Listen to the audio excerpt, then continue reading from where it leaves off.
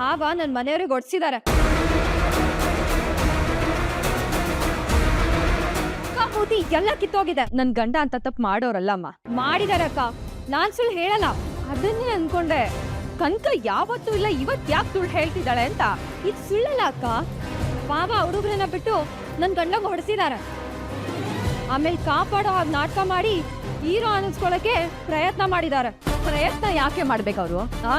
ಅವ್ರ ಹೀರೋನ್ನೇ ಹಾಗೆ ಯಾರನ್ನೇನೋ ಬಿಟ್ಟು ಅರುಣ್ ಅವ್ರನ್ನ ಹೊಡ್ಸೋ ಪ್ರಯತ್ನ ಅವ್ರು ಮಾಡಲ್ಲ. ಅಥವಾ ಅರುಣ್ ಅವ್ರನ್ನ ಹೊಡ್ಸೋದಕ್ಕೆ ಹುಡುಗರು ಸಹಾಯ ಬೇಕು ಅನ್ನೋ ಮನ್ಸು ನನ್ ಗಂಡ ಯಾವತ್ತೂ ಮಾಡಲ್ಲ. ಹೊಡಿಬೇಕು ಅಂತ ಇದ್ರೆ ಅವರೇ ಹೊಡಿತಾರೆ.